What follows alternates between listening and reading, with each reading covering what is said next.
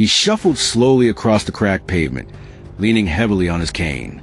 Cars honked impatiently, and a police cruiser screeched to a stop inches from his legs. The young officer rolled down his window, smirking. "Move it, old man," he barked. "You're holding up traffic. People like you don't belong in this neighborhood." The bystanders froze. Some laughed nervously. Others pulled out their phones. But the old man just lowered his eyes, silent, his frail body trembling.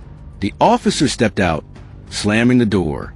His boots echoed against the street as he strutted closer, arrogance dripping from every step. He towered over the elderly man, mocking, "What are you gonna do, huh? You're too weak to even cross the street."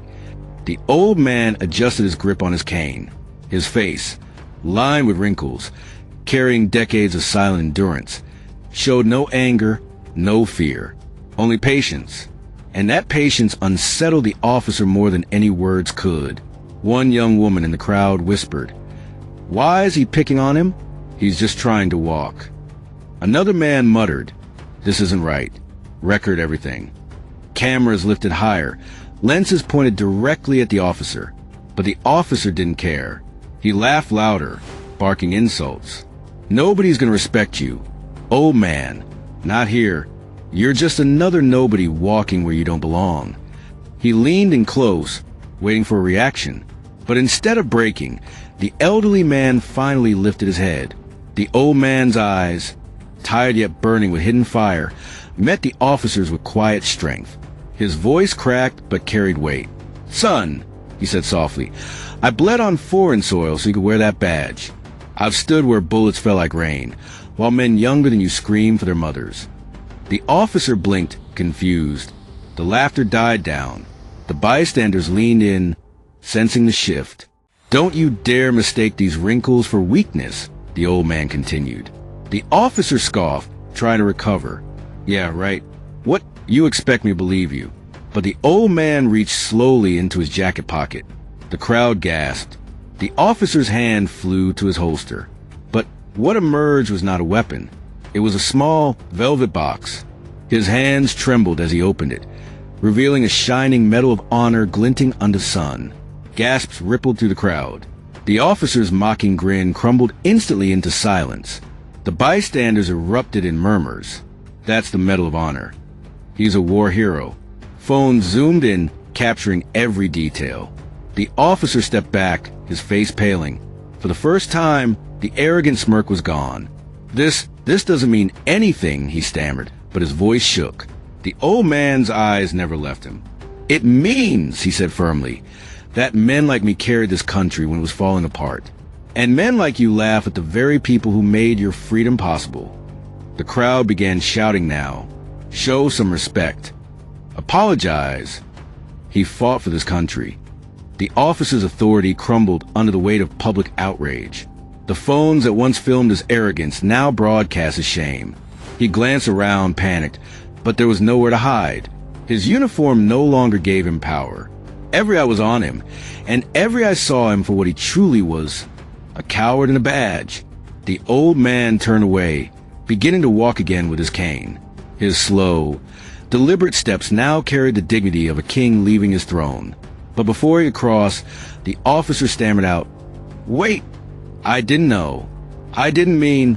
The old man paused, glancing over his shoulder. His voice cut through the noise like steel.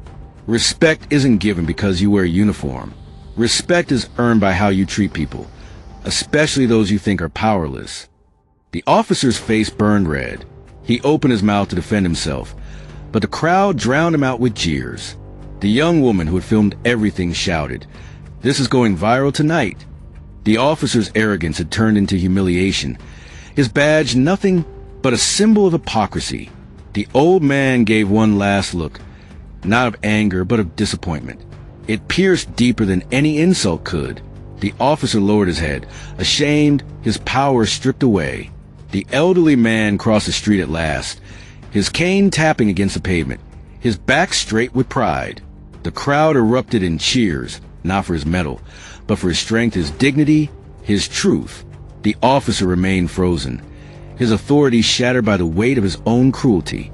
And as the cameras kept rolling, the lesson rang clear. Never underestimate the quiet strength of the overlooked, for the tables can turn in an instant, and when they do, respect and shame are both earned forever. By nightfall, the video had spread across the internet like wildfire. News anchors replayed the clip, headlines blazed. Officer mocks elderly man. Shame by war hero. The officer's name trended online, tied forever to disgrace. At the precinct, he faces chief, who slammed the footage onto the desk. You didn't just disrespect a man, you disrespected this badge. Meanwhile, the elderly man sat quietly at home, sipping tea, unaware of the storm he'd unleashed. For him, it wasn't about revenge. It was about truth. And across the nation, people whispered his name with respect, reminding everyone watching. Dignity speaks louder than power, and truth echoes longer than arrogance. The officer walked into the precinct the next morning, shoulders stiff, but whispers followed him. Every cop he passed had already seen the video. Some shook their heads in shame, others smirked. His authority was gone. He wasn't a feared officer anymore. He was a joke of the department. Meanwhile, the elderly man received an unexpected knock at his door. It was a group of neighborhood kids, holding a handmade card. On it were the words, "Thank you for your service." Their small hands trembled as they offered it. The old man's eyes welled with tears he hadn't shed in decades. For the first time in years, he felt truly seen. Back at the station, the officer's chief called him into the office. On the desk sat a printed still frame from a viral video. The officer grinning as he mocked the veteran. "Do you have any idea what kind of stain this puts on us?" The chief thundered. The officer stammered excuses, but the chief silenced him. "Turn in your badge. You've disgraced it." That same evening, the old man attended a community event. When he entered, the room fell silent, then erupted in applause. Strangers, neighbors, even people from blocks away came forward to shake his hand. They weren't applauding the medal. They were applauding the courage it took to stand tall against disrespect without anger, without violence. The officer sat alone in his apartment, scrolling through endless clips of himself being mocked online.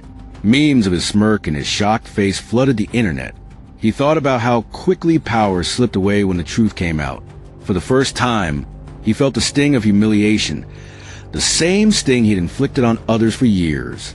Meanwhile, the veteran's story reached the local news. Journalists knocked on his door, eager to hear about his service. At first, he resisted, but then he realized it wasn't just his story. It was the story of every man and woman who had been overlooked, disrespected, and underestimated. So he spoke, not for himself, but for them. Crowds began gathering outside his home. Some brought flowers. Some brought thank you letters. Others simply stood, heads bowed, in silent respect. The man who once shuffled unnoticed down the street now walked the community behind him. His cane tapped the pavement like a drumbeat of dignity, echoing in the hearts of everyone who watched.